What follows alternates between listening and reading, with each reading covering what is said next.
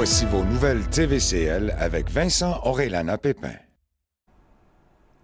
Mesdames et messieurs, bonjour. Ici Vincent Orellana-Pépin et bienvenue à votre bulletin de nouvelles TVCL pour la période du 18 au 24 septembre. Cette semaine, nous vous présentons des entrevues avec Daniel Corbeil, candidat pour le Parti québécois aux élections provinciales, et avec Annie Bélisère, candidate pour le Parti libéral. Mais nous commençons cette semaine avec M. Pierre Thibault, qui, mandaté par la Ville de Mont-Tremblant pour se pencher sur la fonction de certains terrains et immeubles municipaux du secteur village et les liens entre ceux-ci, présentera l'avancement de ses travaux le 20 septembre prochain à compter de 19h à la salle de l'église du village. Lors de cette présentation, qui sera web diffusée en direct, M. Thibault sera accompagné de son collaborateur Jérôme Lapierre, ainsi que des membres du comité ad hoc composé d'élus, de la directrice générale, du directeur général adjoint et de la directrice du service de l'urbanisme, ainsi que d'un citoyen et de 2 citoyennes. Les participants, sur place ou en virtuel, seront invités à s'exprimer sur les constats et les pistes d'aménagement proposées à travers une discussion ouverte avec les panélistes. À la suite de la consultation et en regard des commentaires formulés, M. Thibault et Lapierre entameront une phase de bonification des concepts préliminaires en vue de présenter à la population un concept abouti au courant de l'hiver 2023. Pour participer à la consultation publique, sur place ou en virtuel, inscrivez-vous à villedemonttremblant.qc.ca/vision village où vous pourrez également suivre l'évolution de la démarche. Dans le cadre du plan d'action en environnement 2021-2023, la Ville de Saint-Sauveur souhaite consulter ses citoyens sur les problématiques liées au bruit en zone urbaine. Elle fera d'abord l'inventaire des sources de bruit, puis établira un plan de gestion du bruit urbain. Ce dernier permettra de mettre en place des mesures atténuantes et ainsi améliorer la qualité de vie des citoyens. La Ville lance un appel à sa population afin d'identifier les arbres remarquables présents sur son territoire. Un arbre remarquable est un arbre qui se démarque des autres par son âge avancé ou par sa taille volumineuse. Le recensement de ce type d'arbre permettra notamment à la Ville d'évaluer les possibilités de mieux les protéger. En participant, vous courez la chance de gagner l'un des 5 chèques cadeaux d'une valeur de 50 $ chacun, échangeables au coin du jardin. Pour participer à l'une ou l'autre des activités de consultation, rendez-vous à jeparticipe.vss.ca. Vous avez jusqu'au 9 octobre 2022 pour remplir le sondage et pour participer au concours. Le 28 août dernier, le maire de Saint-Sauveur, M. Jacques Gariepi, et les conseillers et conseillères municipales, M. Gariepi, accompagné des conseillères municipales, Mme Josée Cossette et Mme Carole Viau, ont procédé à l'inauguration de l'œuvre urbaine Un enfant, un arbre, petits pas et graines de vie, en présence de l'artiste locale, Mme Lynne Pinard. Cette œuvre éphémère et biodégradable, commémorant la naissance de 65 bébés sauverois en 2021, a été réalisée dans le cadre de l'entente de développement culturel avec le ministère de la Culture et des Communications et créée avec la participation de 9 jeunes familles de Saint-Sauveur. Intégrée dans un arbre situé dans le parc Georges-Filion, à l'intersection de l'avenue Filion et de la rue Léonard, l'œuvre compte 65 paires d'empreintes de pieds de bébé moulées dans la terre à poterie. Celles-ci ont été assemblées individuellement pour leur donner un aspect de samare et suspendues sur une corde de jute enroulée autour du tronc de l'arbre, du feuillage jusqu'au sol. Fabriquée entièrement de matériaux biodégradables, cette création tient compte de l'environnement, de la sécurité et de la croissance de l'arbre. Lors de l'inauguration, les parents et citoyens ont été conviés à participer au tressage des cordelettes pour fixer dans le feuillage de l'arbre les prénoms des 75 bébés. M. Gariepi mentionne que cette œuvre allie les arts, la culture et l'environnement qui sont à l'essence même de la ville de Saint-Sauveur. Dès le 12 octobre prochain, les citoyens, organismes promoteurs et la communauté d'affaires de la ville de Saint-Sauveur seront conviés à différentes activités de consultation visant à alimenter la mise en place d'une nouvelle vision stratégique en matière d'aménagement du territoire. Cette démarche consultative sera l'occasion de poser les bases de la refonte du plan et des règlements d'urbanisme, orientant ainsi le développement de la municipalité pour les années à venir. Les principaux enjeux d'aménagement qui alimenteront cette réflexion collective porteront notamment sur la protection de l'environnement, le patrimoine architectural, la mobilité durable et le développement immobilier. Le maire, M. Jacques Gariepi, affirme qu'en réalisant ce processus consultatif, la Ville souhaite donner la parole à tous les acteurs concernés afin d'en arriver à une vision stratégique qui soit la plus représentative qui soit.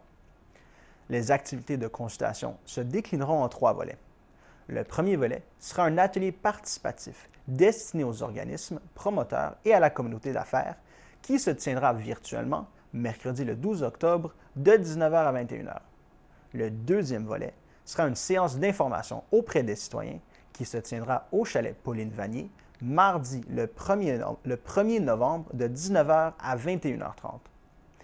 Aucune inscription n'est requise puisque la capacité de la salle est limitée à 200 personnes.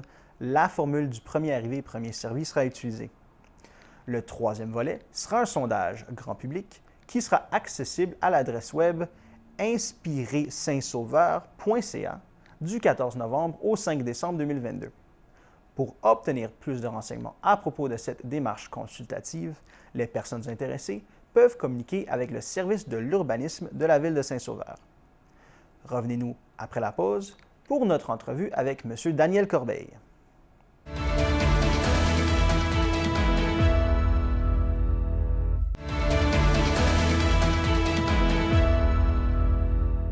Dans le cadre de la campagne électorale au Québec, TVCL a invité les candidats des 5 principaux partis présents dans la circonscription de Labelle de passer en entrevue. 4 d'entre eux ont accepté. J'ai avec moi aujourd'hui le candidat du Parti québécois, M. Daniel Corbeil, aux élections du 3 octobre. M. Corbeil, oui, bienvenue. Bonsoir, M. Drolet. Donc, commençons par parler un peu de vous. Pourquoi vous voulez être député de Labelle? Être député de Labelle, pour moi, je vais vous dire, je ne suis pas un politicien dans l'art, mais par contre, pour moi, j'ai été au niveau de ma vie entière dans des fonctions au service de la population, puis notamment des gens les plus vulnérables. Et je regarde l'état de santé de la population, les services publics se détériorer, et c'est ça qui m'a donné le goût, notamment de m'investir et de me présenter au niveau du Parti québécois pour devenir député du comté Labelle. Qu'est-ce qui ferait de vous un bon député? Ce qui ferait de moi un bon député, c'est parce que pour moi, je suis quelqu'un à l'écoute des gens, je suis quelqu'un de proche des gens, puis je vais vous dire, je suis quelqu'un qui connaît mon monde. Ce que je veux dire pour ça, si vous me parlez, je vais vous revoir. Si vous me parlez des choses, je vais les avoir retenues. Si vous m'avez posé des questions, vous allez aussi avoir des réponses. Donc pour moi, un bon député, c'est quelqu'un qui est présent, qui est à l'écoute de sa population, puis qui fait des actions, qui pose des actions précises pour mettre d'avant les différents besoins, les différents dossiers qui vont dans l'intérêt de la population, dans l'intérêt du comté Labelle. Donc, pour moi, être un bon député, mes qualités premières, c'est mes connaissances aussi. Je suis quand même quelqu'un qui a occupé différentes fonctions dans ma vie, qui me permet aussi d'avoir la prétention d'être en mesure d'accéder à une fonction de député. En fait, vous avez été pendant plus de 40 ans, je pense, dans le domaine de la santé et des services sociaux. Qu'est-ce que vous avez fait au juste? Et quelle expérience que ça vous a donné? M. Drolet, je vais me permettre de vous parler un petit peu d'où je viens à ce niveau-là.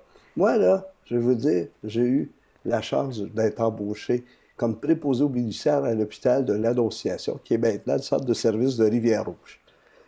À l'époque, je vivais des difficultés. J'avais même abandonné avant même de finir mon secondaire 5. Cette possibilité-là a fait de moi de dire « Wow, c'est ça que je veux faire dans la vie. Je vais me consacrer à pouvoir prendre soin des gens. Je vais me consacrer autour des besoins, de répondre aux besoins des clientèles les plus vulnérables. » Donc, à partir de là, j'ai complété mon secondaire 5 tout en travaillant à plein temps. J'ai fait un cours d'infirmier auxiliaire. J'ai fait un DEC en sciences infirmières. Une maîtrise en administration de la santé, un bac en sciences infirmières et une maîtrise en administration de la santé. Donc, j'ai œuvré au chevet des personnes, des patients, puis j'ai aussi œuvré dans différentes fonctions de gestion. De cadre intermédiaire à cadre supérieur, puis j'ai été aussi directeur général d'un C3S à Montréal, le C3S CISDI. J'ai été président-directeur général adjoint du CIS des Laurentides. J'ai été aussi directeur général adjoint au ministère de la Santé et des Services sociaux, de la Direction de santé mentale et de psychiatrie légale. Donc, vous voyez mon cheminement, un tournant dans ma vie d'être embauché comme préposé aux bénéficiaires dans un établissement de santé qui m'a permis de découvrir ce que je souhaitais faire dans la vie. Et c'est un très beau parcours, un parcours dans ce système-là. Quand vous n'êtes pas au travail, vous êtes comment? Vous êtes qui? Vous êtes quoi? Hey, ça, là, c'est une belle question à vous poser. Moi, je suis quelqu'un, je me permets de vous dire. Moi, j'ai des grands-enfants, OK? De 38, 32 ans aujourd'hui, mon fils. 29 ans, ma fille. Et j'ai une fille de 3 ans qui va avoir 3 ans le 5 octobre. Hein? Donc, je vais lui faire un beau cadeau le 3 octobre. Donc, parce que je souhaite travailler aussi pour l'avenir des gens. Donc, comment je suis? Ben, moi, je suis quelqu'un qui vit sur le bord de l'eau. Je suis quelqu'un qui aime la pêche. Je suis quelqu'un qui aime aller dans la nature. Je suis quelqu'un qui va être très sociable. J'aime accueillir. J'aime cuisiner. C'est quelque chose que, d'ailleurs, dans la campagne, que je fais pas, puis je m'ennuie. J'aime recevoir. Donc, c'est un petit peu comme ça. Je suis dans la vie tous les jours. Quelqu'un qui profite de cette vie, mais qui a aussi un souci des autres. Donc, c'est ma conjointe, des fois, elle entend mes indignations parfois quand je vois des choses qui touchent les clientèles les plus vulnérables, qui touchent peut-être le système de santé. Puis elle écoute ça, puis c'est un petit peu ça aussi qui m'a motivé. On peut être gérant d'estrade, mais on peut aussi décider de dire qu'on peut faire une différence. Parfait. Parlons maintenant du parti, le Parti québécois. Ouais. Pourquoi vous avez choisi de vous associer à ce parti-là? Regardez, je suis un souverainiste depuis toujours. Vous savez, en 1976, ma plus grande amertume, c'est que je n'ai pas pu voter parce qu'en janvier, ma fête était au mois de janvier et l'élection 76 était en novembre. Donc, moi, là, j'ai déjà eu ma première amertume parce que j'aurais voulu déjà signifier comment je crois au pays. Donc, pour moi, cette perspective-là a toujours été d'emblée présente en moi. Donc, c'est naturel que je me présente pour le Parti québécois à ce niveau-là. Je regarde aussi, par contre, les valeurs social-démocrates du parti. C'est des valeurs pour moi qui me rejoignent fondamentalement de ce que je crois. Quand j'ai accepté de m'en aller directeur général au C3S, au Citizen, j'ai appliqué dans la nuit, de la dernière nuit avant, parce que je voulais prendre une décision de me dire pourquoi je serais là. Savez-vous ce qui m'a fait décider? C'est parce que Hochelaga-Maisonneuve était dans le quartier qu'on desservait. Puis c'était des clientèles qui avaient des grands besoins. Donc pour moi, voilà un petit peu le sens profond de ce que je crois, de ce que je vis. Puis pourquoi le Parti québécois? C'est aussi la protection de la langue française. On l'a vu arriver, la langue, on voit à quel point il y a un déclin. Donc de contribuer à ce niveau-là, moi je trouve important. De contribuer aussi par mes connaissances à travers. Donc, pour moi, c'est les valeurs du parti qui me rejoignent. On ne pourra pas me traiter d'opportuniste, on ne pourra pas me traiter avec le contexte, mais on peut surtout dire, moi, je suis quelqu'un qui croit fondamentalement aux valeurs du Parti québécois. Notre chef, actuellement, fait une très belle campagne, une campagne axée sur les besoins, axée sur son plan. On n'est pas dans la surenchère, on est vraiment à vouloir mettre sur la table les meilleures perspectives qu'on croit pour la nation québécoise. Le PQ semble avoir eu de la misère depuis quelques années à rejoindre, à faire le plein de vote. Pourquoi vous pensez? Bien, je vais vous dire, faire le plein de vote, moi, je pense qu'on ne se cachera pas. Il y a eu beaucoup de suites d'événements au sein du Parti québécois qui a créé différentes tensions. Puis c'est un parti qui est démocrate, donc on est ouvert au débat à l'intérieur. Ça crée son lot de difficultés. Le plein de vote, pour moi, on a différentes perspectives qu'on pourrait l'analyser. Moi, je pense que le plein de vote est déjà présent. Le plein de vote dans le cœur des Québécois par rapport à la nation québécoise.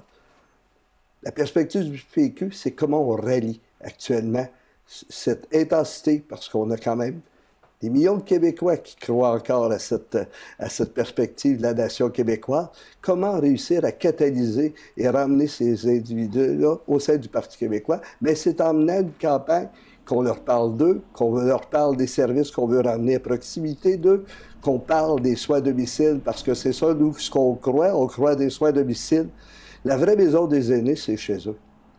Puis ça, des soins à domicile, ça permet aux gens de vivre le plus longtemps possible chez eux. Puis moi, quand je rencontre des personnes, c'est ça qui me parle. C'est ça que les aînés me disent.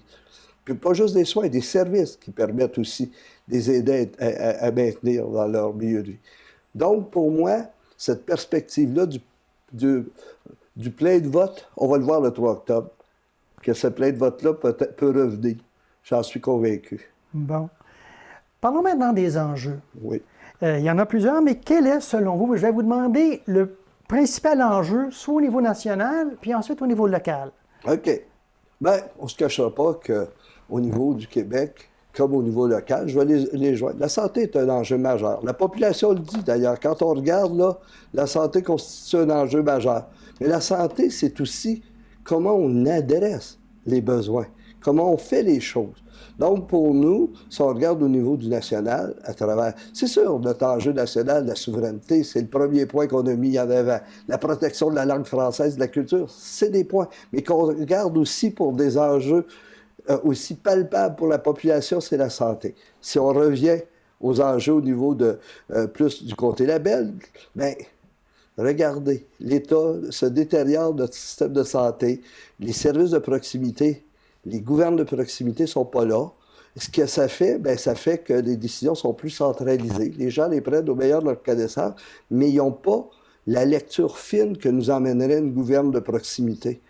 À ce niveau-là, comme gouverne de proximité, dans le programme du Parti québécois, on parle de retirer les CLSC, d'en faire un mouvement avec un conseil d'administration d'usagers, de patients et de citoyens et de travailleurs. Des gens de la communauté qui connaissent leurs besoins. Donc ça, déjà, cette proximité-là, c'en est un enjeu majeur. Puis il y a les infrastructures, bien entendu.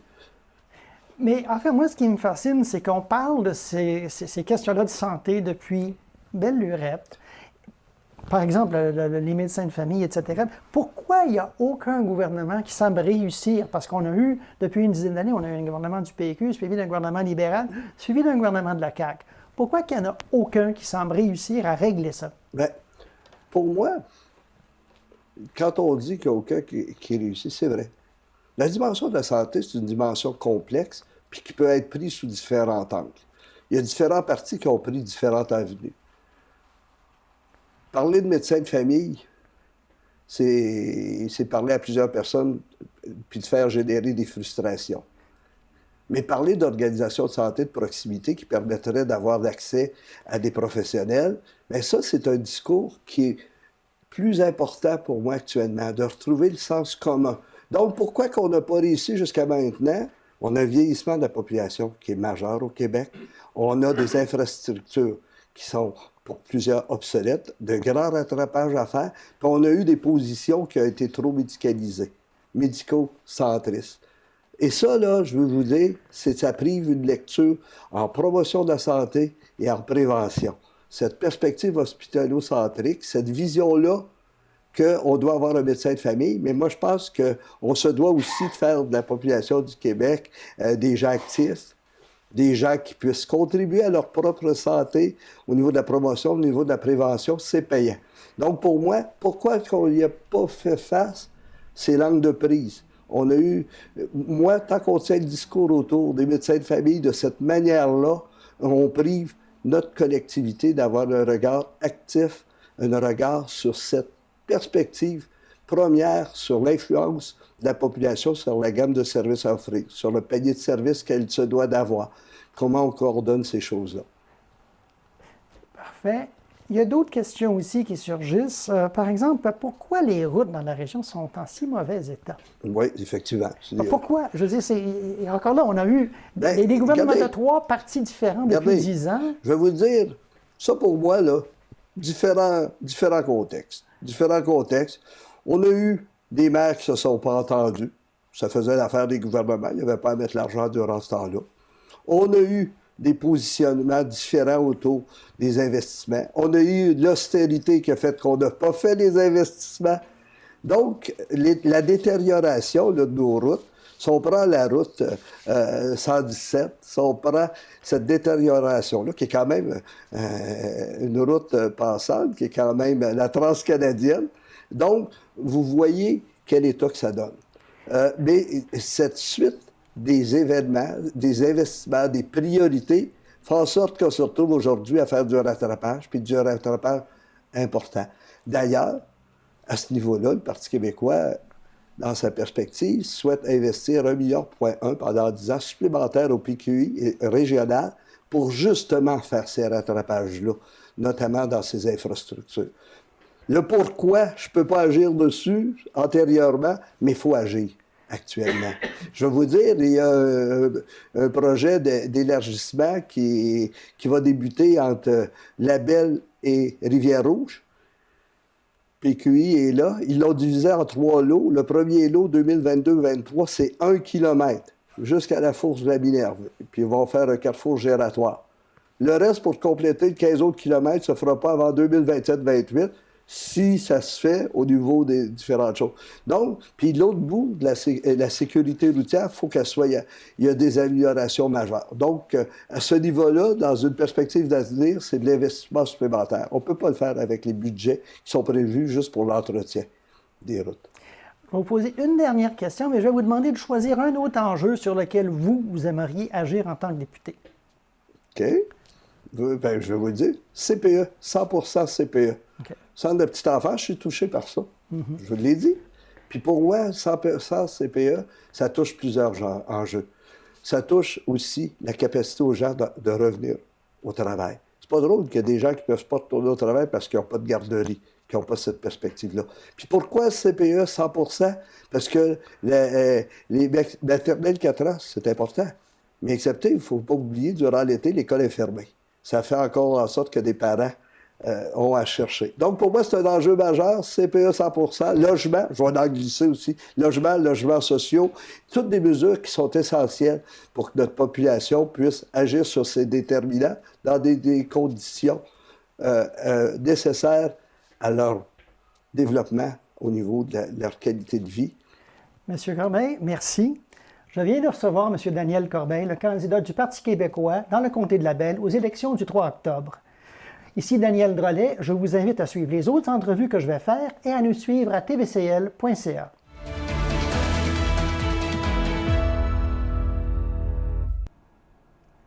Lors de la séance extraordinaire du 12 septembre dernier, le conseil municipal de Saint-Sauveur a procédé à la nomination de M. Jean-Philippe Gadebois au poste de directeur général de la ville. M. Gadebois entrera en poste le 13 octobre prochain, en remplacement de M. Jean Beaulieu, qui occupait cette fonction depuis 2005. Celui-ci demeurera au sein de la ville à titre de coordonnateur bureau de projet et efficacité transversale, un poste nouvellement créé et qui sera transitoire à son éventuel départ à la retraite.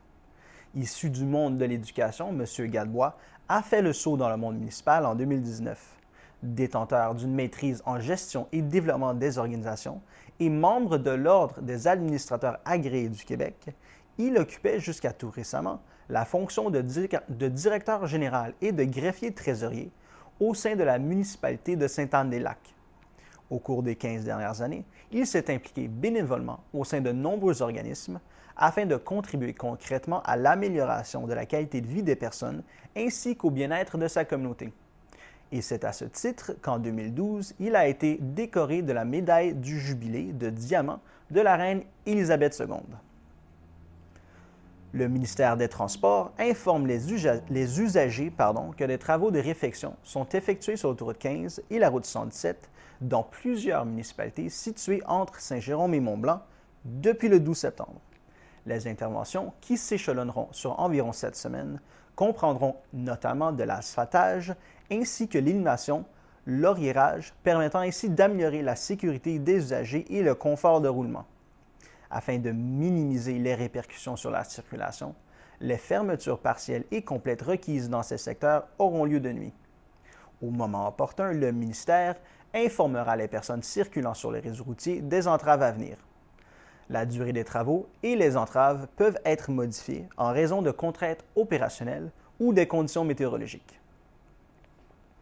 Dans le cadre de la semaine de la prévention des incendies, qui se déroulera du 9 au 15 octobre, le service de sécurité incendie de la ville de Sainte-Adèle invite la population à une journée porte ouverte le samedi 8 octobre de 10h à 15h à la caserne des pompiers, située au 100 rue des Cantonniers.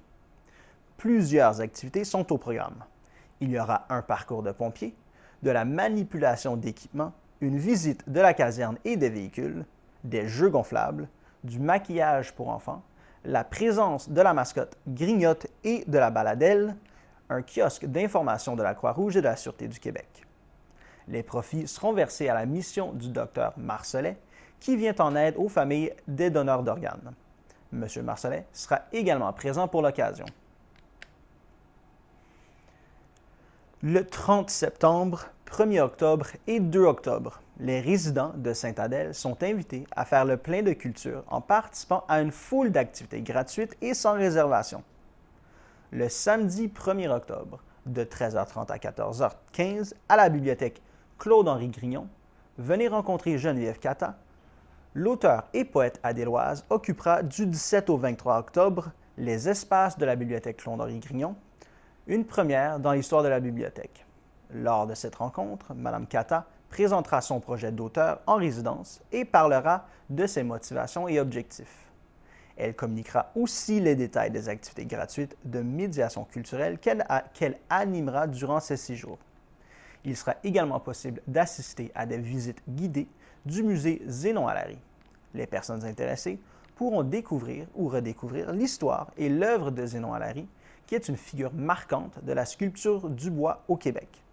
Cette collection, rassemblée au fil des années par un comité de citoyens, est un véritable trésor caché du patrimoine de Mont-Roland. Les visites se tiendront le vendredi 30 septembre à 11h, 13h et 15h et le samedi 1er octobre également à 11h, 13h et 15h. La vallée des Banforts sera de retour pour un soir seulement. Vous pourrez chanter vos chansons préférées et répondre en tapant des mains.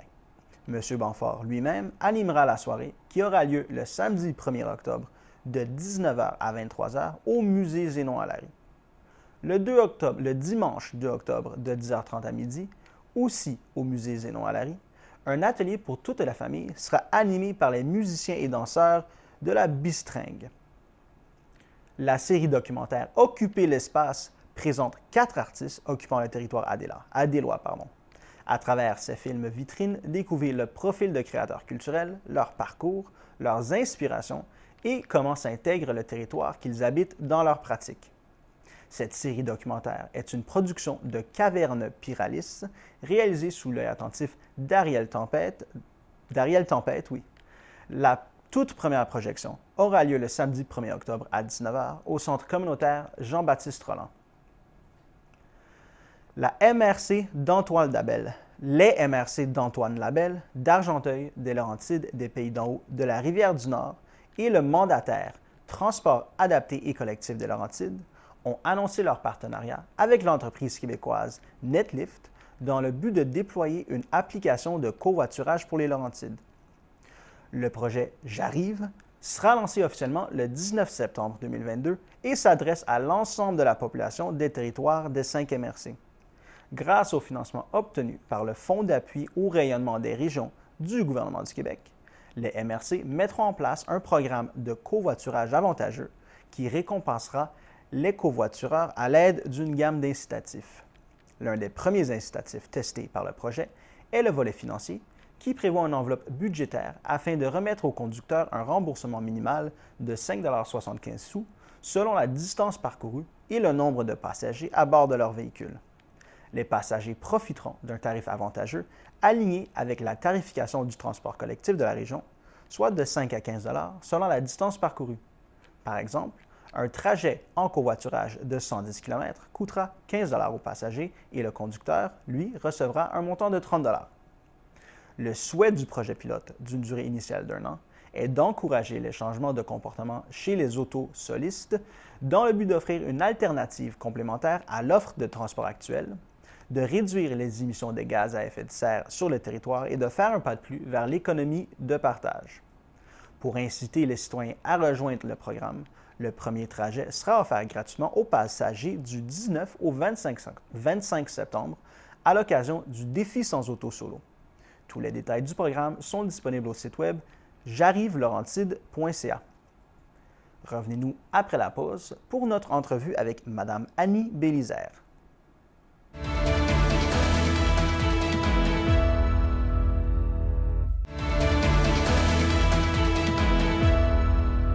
Dans le cadre de la campagne électorale au Québec, TVCL a invité les candidats des 5 principaux partis à passer en entrevue. 4 d'entre eux ont accepté. Je reçois aujourd'hui Mme Annie Bélisère du Parti libéral du Québec. Bonjour. Bonjour et bienvenue. Merci. Alors, premièrement, pourquoi vous voulez être député de Labelle à l'Assemblée nationale? Bien, première des choses, de par ma formation, je suis une économiste. Je suis spécialisée et en développement et en affaires internationales. J'ai une maîtrise en économie du développement et une maîtrise en études internationales. Dans mon travail actuel, à l'extérieur de la campagne à Exportation et Développement Canada, je suis une analyste de risque pays. Et je suis une analyste, je suis une économiste, je suis aussi une chercheure, mais j'ai réalisé que ce qui fait vraiment ma force, en dépit de mes connaissances et de mon expérience, c'est mon cœur. Je suis une personne qui a beaucoup d'empathie, qui aime écouter, qui est très attentive, qui aime être au service. Moi, aujourd'hui, je me sens un peu comme une militaire qui se met au service d'un pays. Aujourd'hui, je suis comme une militaire qui se met au service de Labelle. Pourquoi Labelle? Bien, Labelle, première des choses, je dois dire que, en tout premier lieu, j'ai d'excellents souvenirs de vacances dans la région de Labelle. Il est vrai, je ne suis pas de la région de Labelle, je suis née à la ville de Québec. Toutefois, lorsque j'ai fait mes recherches sur toute la région du Québec, j'ai aussi noté qu'à Labelle, la nature est extraordinaire. Il y a un énorme potentiel dans Labelle, mais aussi il y a des enjeux liés au développement. Et je suis une spécialiste du développement et j'ai senti qu'il y avait comme une belle concordance entre mes compétences, ma formation, mon expérience et les enjeux de Labelle. Qu'est-ce qui ferait que vous seriez une bonne députée? Bien, comme je le disais, être une bonne députée en tout premier lieu, c'est être à l'écoute. Être à l'écoute des gens. Moi, je suis une personne, comme je l'ai dit, je suis empathique. Je suis capable de me mettre mes pieds dans les bottes, dans les souliers des autres et sentir ce qu'ils vivent. C'est pas seulement être dans les bureaux, être à l'Assemblée nationale, c'est être sur le terrain et vraiment poser des questions aux gens et écouter ce qu'ils veulent. Qu'est-ce qu'ils voudraient que j'aille défendre pour eux à l'Assemblée nationale à Québec? Et en plus de ça, bien, écoutez, comme je l'ai dit, je suis une spécialiste du développement, je suis une spécialiste des affaires internationales. J'ai la capacité de repérer tous les enjeux liés au développement, mais aussi tous les potentiels économiques de la région. En fait, j'étais justement pour vous poser la question, pourquoi le fait d'avoir un background à l'international vous rend apte à être une bonne députée pour la région, ici une région qui est quand même pas un autre pays, là. Bon, bien, de toute façon, écoutez, chaque région dans un pays, dans une nation, dans une province, a ses, si on peut dire, ses caractéristiques, je dirais, ses avantages. Donc, moi, en tant qu'économiste spécialisée dans les affaires internationales, à mesure que je découvre la région, je suis capable de voir son potentiel par rapport au tourisme, notamment. Définitivement, en tant qu'économiste en affaires internationales, j'aurai la possibilité de contribuer encore plus à faire rayonner la région à ce niveau-là.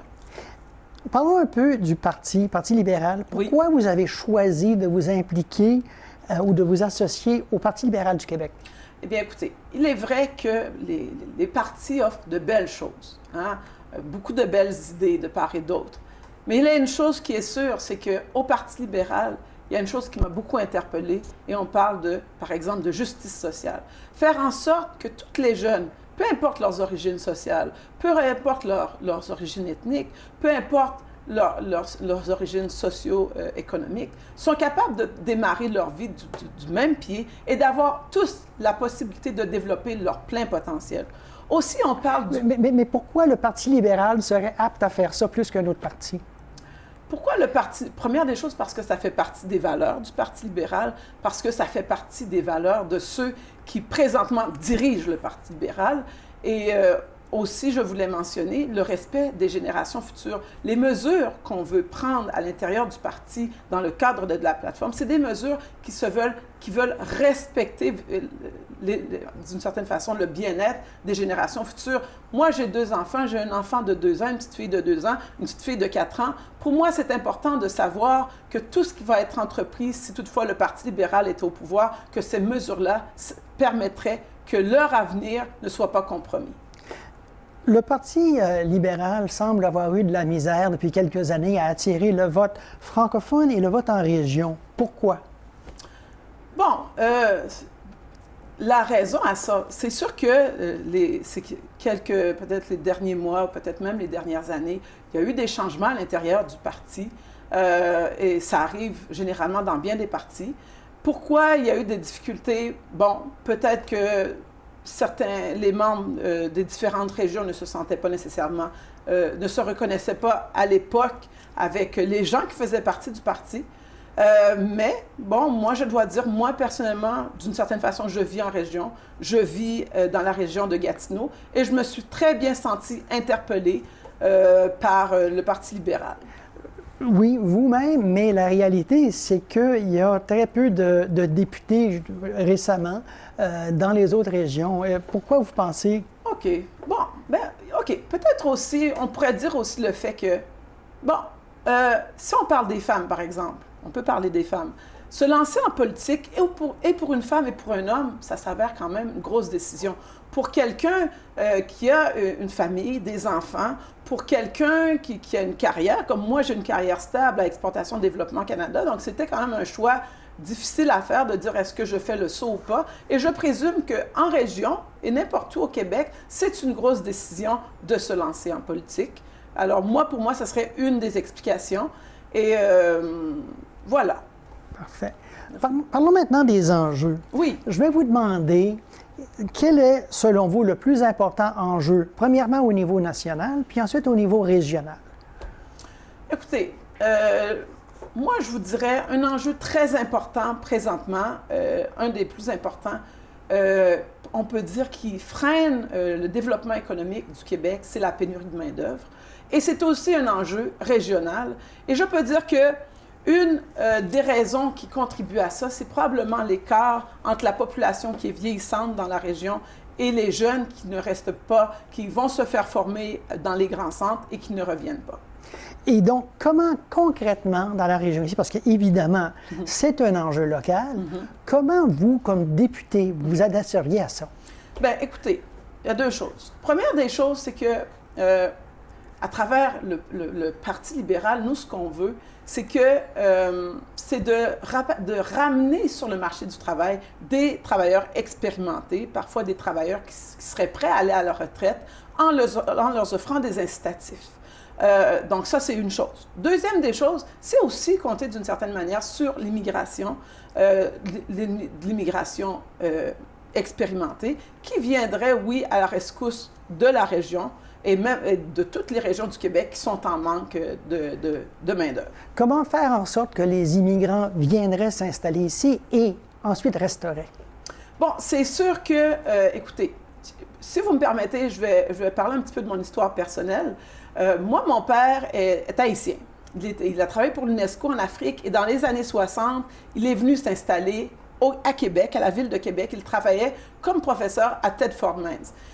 C'est sûr que lorsqu'on est un nouvel immigrant dans un pays, dans un pays ou dans une province, il faut se sentir accueilli.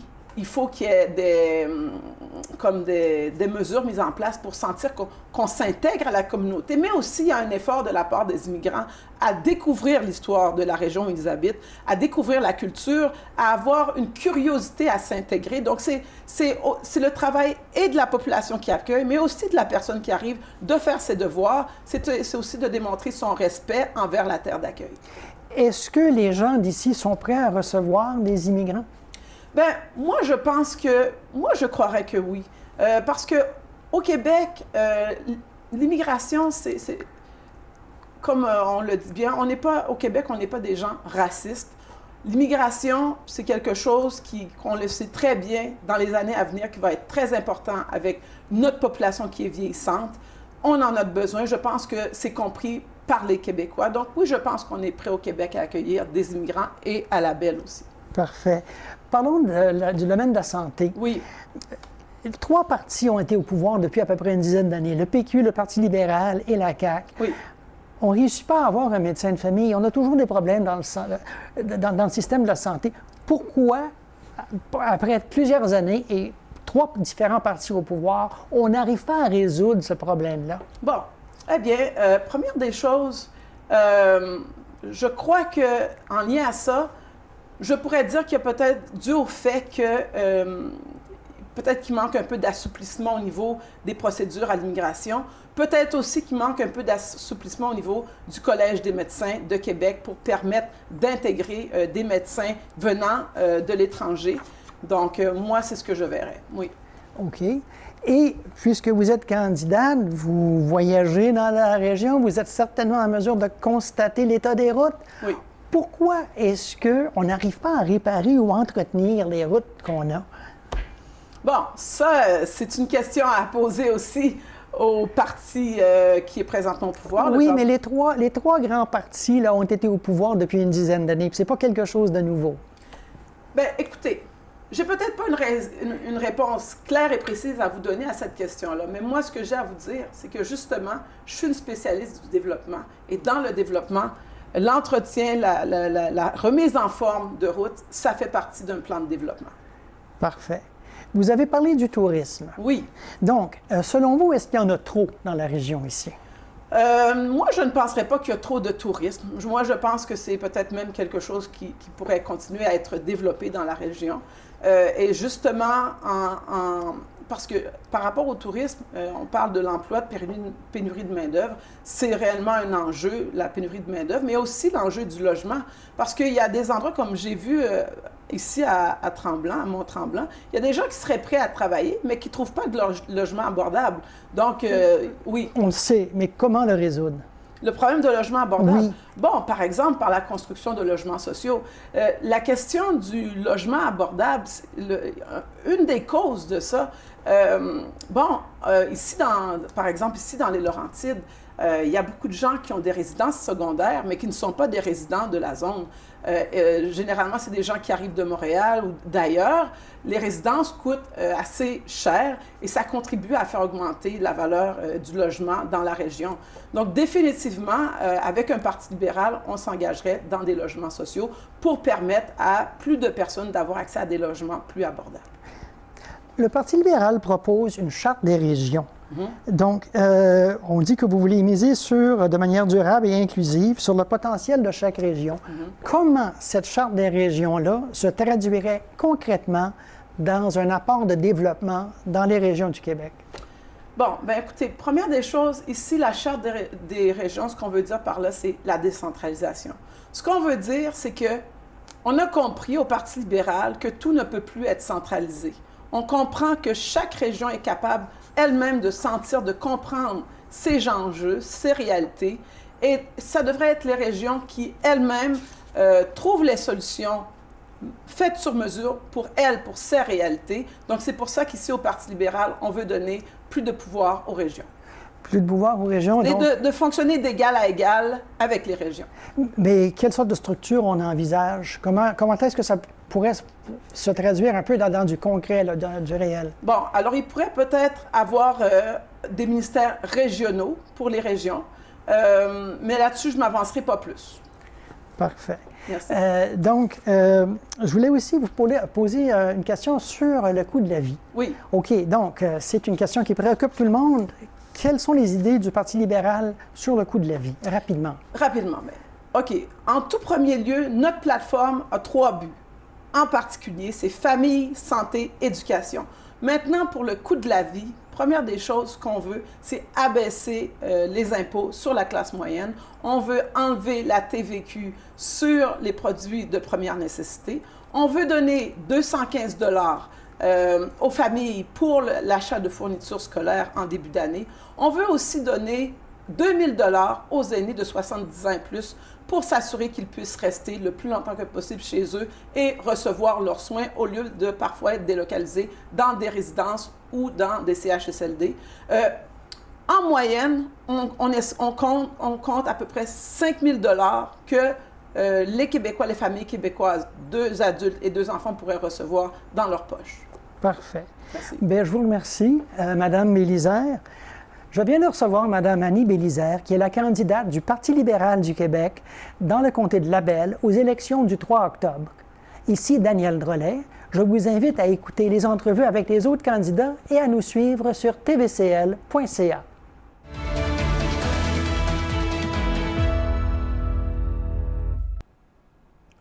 le conseil municipal de Piémont a présenté la nouvelle directrice générale et greffière, Mme Caroline Aubertin.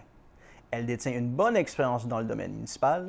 Elle a notamment exercé les fonctions de directrice générale et greffière trésorière, ainsi que responsable de l'aménagement du territoire dans d'autres municipalités. De plus, elle est titulaire d'un baccalauréat en urbanisme. Le conseil a aussi nommé une nouvelle directrice générale adjointe, Mme Cathy Durocher. Mme Durocher assume l'intérim à la direction générale depuis mai dernier. Elle poursuivra son rôle de directrice des ressources humaines, de la communication et des loisirs et viendra appuyer Mme Aubertin à la direction générale. La Ville de Sainte-Anne-des-Lacs veut informer les résidents riverains et accédant au lac Guindon que de récentes occurrences d'algues bleu-vert ou fleurs d'eau ont été détectées dans les eaux du lac Guindon. Les fleurs d'eau d'algues bleu-vert peuvent potentiellement présenter un risque à la santé. Ainsi, il est nécessaire de communiquer directement avec la municipalité si vous pensez avoir détecté une occurrence au lac Guindon près de chez vous en vous adressant à M. Langlois, directeur du service de l'environnement par téléphone au 450-224-2675 au poste 226 ou par courriel à mlanglois@sadl.qc.ca. Le service de l'environnement a déjà transmis les informations nécessaires au ministère de l'Environnement et de la lutte contre les changements climatiques. Pour savoir les identifier, ces fleurs d'eau sont généralement vertes ou turquoises et elles peuvent ressembler à une soupe au pois vert flottant dans l'eau, un déversement de peinture en surface ou de l'écume vert s'accumulant sur la rive. Advenant le cas où une occurrence de fleurs d'eau se situerait près de votre domicile, vous devez appliquer les mesures préventives suivantes. Ne buvez pas cette eau, ne touchez pas les écumes, ne vous baignez pas dans cette eau ou à proximité immédiate, et ce dans un délai minimal de 24 heures suivant la disparition de l'occurrence. Éloignez les enfants et animaux de compagnie du secteur affecté. N'utilisez pas une eau verdâtre ou présentant une coloration ou odeur inhabituelle pour l'hygiène personnelle. Cette situation a été observée uniquement au lac Guindon. Dans les secteurs non affectés, vous pouvez vous baigner et pratiquer vos activités aquatiques et nautiques normalement. La Maison de la famille des Pays d'en Haut est actuellement à la recherche de bénévoles pouvant s'impliquer auprès des parents et de leurs enfants dans le cadre de différentes activités offertes par l'organisme. L'organisme a plusieurs besoins selon vos champs d'intérêt, vos compétences et vos disponibilités. Il est à la recherche, entre autres, de bénévoles désirant s'investir dans les activités de la programmation en vigueur, telles que la cuisine collective, les services de répit aux familles, l'aide aux devoirs, le comptoir vestimentaire et la halte garderie. L'organisme recrute également des bénévoles dans plusieurs autres domaines, tels que la préparation de repas et l'entretien des lieux. Pour plus de renseignements ou pour faire part de votre intérêt à devenir bénévole, les personnes intéressées peuvent communiquer avec Julie Paquin au 450-229-3354 au poste 209. Voilà, c'était tout cette semaine pour votre bulletin de nouvelles TVCL. Je remercie M. Corbeil et Mme Bélisère d'avoir été des nôtres. Je vous remercie d'avoir été à l'écoute. À la semaine prochaine.